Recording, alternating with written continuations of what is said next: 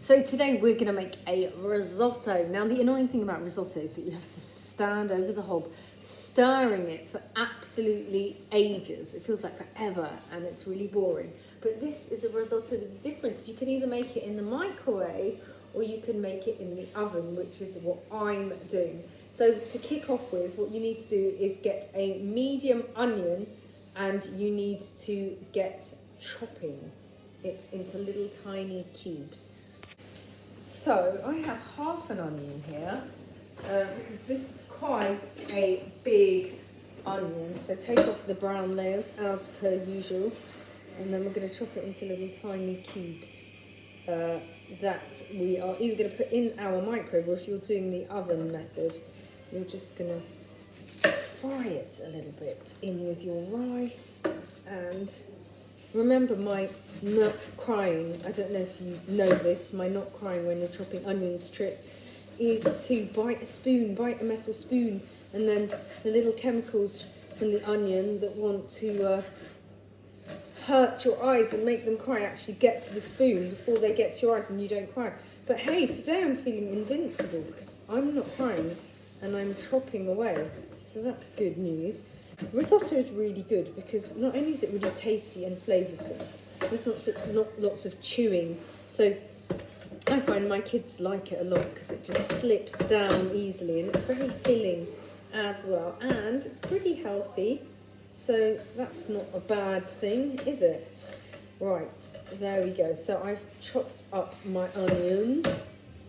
Voila! So now I've got a garlic clove which I'm going to crush up with a garlic press. If you don't have a garlic press, you can literally just cut it up very small or put it in a pestle and mortar and smush it up that way. Garlic is so healthy. One garlic clove a day is really good for you. So now, I mean, I know you won't be smelling great, but hey, you'll keep the vampires away. Okay, so we're going to crush the garlic clove in with my onion so it comes out like that, like a little mincer. And I've got a little bit extra, I like garlic. So there, I've added my garlic clove in with my onion. Just making sure no garlic is left in my press because I like my garlic. So there we are. And that is all there together. Now, if you're going for the microwave option, what you need to do is now cook that in your microwave for 1 minute. I'm doing the hob option. So I've got a frying pan on my hob. I'm going to add a little bit of oil. Then I'm going to add in that's my onion and a clove of garlic. I'm popping that on the hob to soften it up a bit. But if you are doing the microwave option, after you take it out of the microwave, you'll be adding in the rice, which is what I'm going to do in a moment when my onions softened up. So there we go, my onions have softened up a bit with the garlic and with the oil. And now I'm ready to add in the risotto rice, 2 cups of risotto rice. This is enough risotto for like 4 grown-up people, so you could halve the dimensions if you wanted to. So there we go, just coat the rice in the onion, the garlic and the oil so it's all sort of coated, and keep that on the hob for a minute or so. So there we go. You want your rice to be glossy, so it should take 1 to 2 minutes. So just to recap, what we're doing is we chop our onion, and if we are putting it in the microwave, we add in the garlic and put it in the microwave for a minute with the oil. And if we're doing on the hob, we do the same thing but on the hob.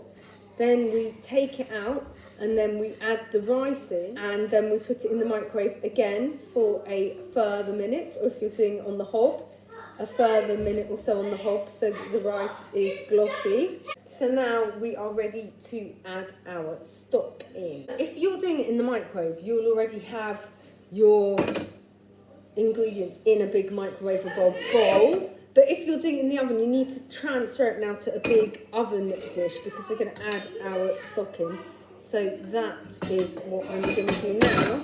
So first up, I'm going to put all the rice in. Easy. Then we're going to add 2 cups of chicken stock. So obviously put that in your microwave bowl if you're doing the microwave version. But I'm putting in my oven dish because I'm doing the oven version. So I'm going to add in my 4 cups of chicken stock. Now, if you are doing this in the microwave, you only need to add 2 cups for now. And then you're going to add the rest in later. Okay, so I'm putting in my 2nd cup of chicken stock. Now, if I was going for the microwave option, I'd now cover this and put it in the microwave for 15 minutes. And I'm not doing that, so I'm going to carry on adding the rest of the stock. So it's 4 cups in total. So I've got my kettle here. I'm just pouring my stock out and mixing it up. There we go. Right, and I need to find the lid. So last cup, and in it goes.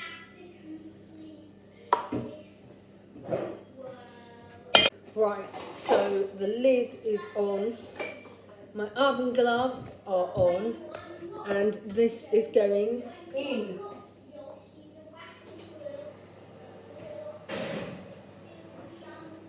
And this is good because we've got some time to get all the other ingredients together. Don't forget that if you're doing the microwave option, then you've only put 2 cups of stock in, but if you're in the oven, all of your stock has gone in. So our first ingredient is mushrooms, and you'll need to chop them up. And you can either put in 2 cups of mushrooms, or if you weren't going for the vegetarian option, you could put in a cup of cooked chicken and a cup of mushrooms, or you could just go for 2 cups of cooked chicken. Whatever floats your boat. I'm going to go for some cooked chicken and some mushroom. So those 2 mushrooms, I reckon that makes up about a cup's worth. I'm going to halve them because I prefer the pieces not too big, and they're quite big mushrooms. Okay, so there we are. There's my chopped mushrooms already, and then here I've got some cooked chicken. So I'm gonna put that in as well. Shred it into pieces. Obviously, I've washed my hands as always. I have to let you know that I have done the 2 happy birthdays wash of government required hand washing. There we are. So that is my protein ingredients all done and dusted. Oh, there's a bone in my chicken. Let's get that out of the way. I don't want any bones in our risotto. That is very uncool. There we go. Is that going to be a cup's worth of chicken? I'm guesstimating. I reckon it is. Marvellous. Okay. So my mushrooms and my chicken are all chopped up. And now I'm going to get spinach. So we need 2 cups. I'm using the same cups I've been measuring everything in. If you don't have a cup, just use like 3/4 of a mug. That'll do you. There you go. And this is 2 cups of spinach, which is our green element. We're also going to add peas in, so lots of greenery. There we go. And then after that, we just need to get grating some cheese. But you know, you can mix it up. You literally could put like little bits of chopped broccoli.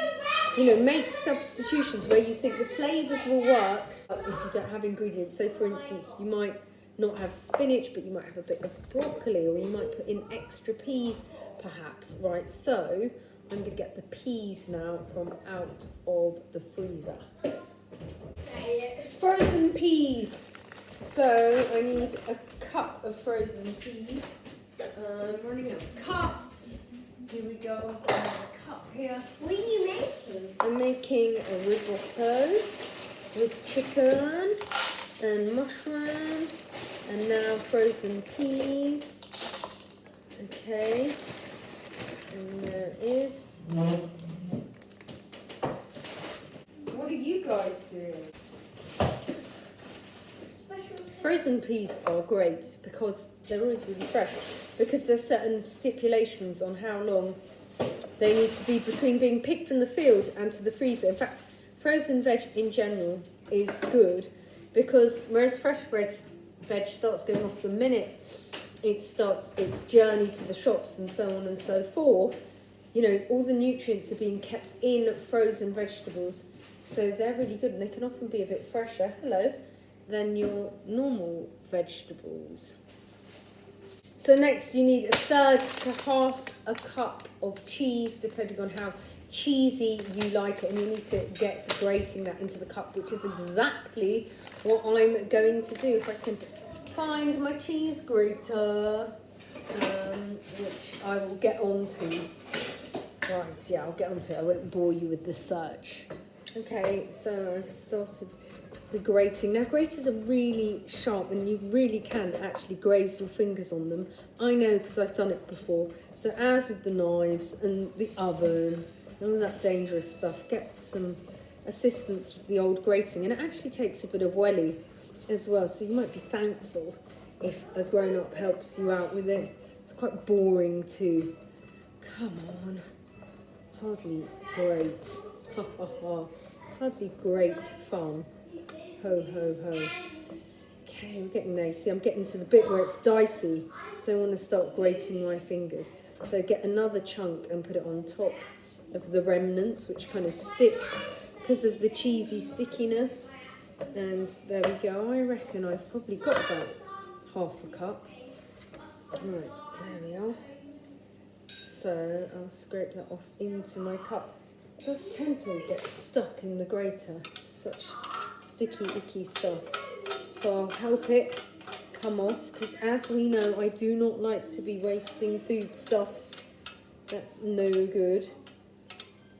Right, there we go. I shall now pop it into my cup. People that are doing the microwave option, you still need to do all of this stuff that I'm doing now, because this is just all the extra ingredients that we're preparing ready to go in.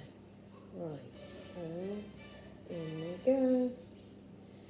Okay, that's it. Okay, so I would say that is 1/3 of a cup of cheese. You can do 1/3 to 1/2 a cup. And we're going to add cheese on the top to serve it with anyway.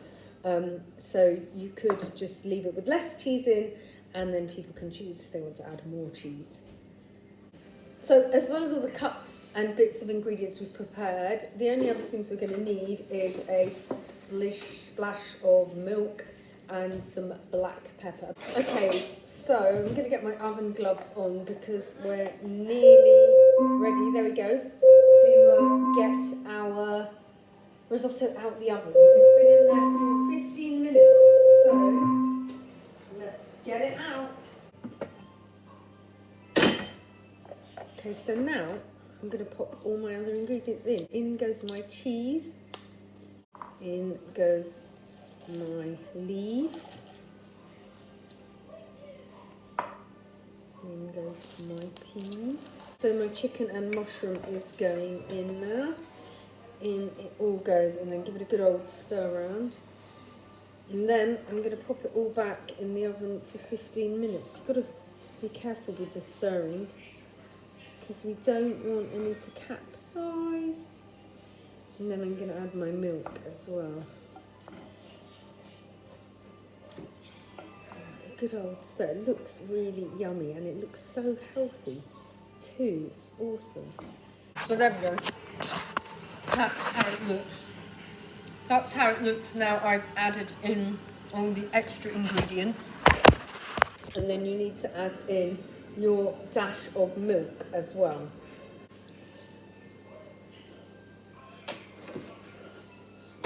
Most of your liquid should have been absorbed by your rice by now. I quite like a sort of gloopy, wet risotto. So you can adjust your liquid levels accordingly. Right, so this is going back in the oven for 15 minutes.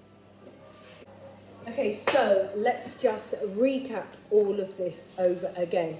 How to make your oven risotto without stirring, and then how to make your microwave risotto without stirring.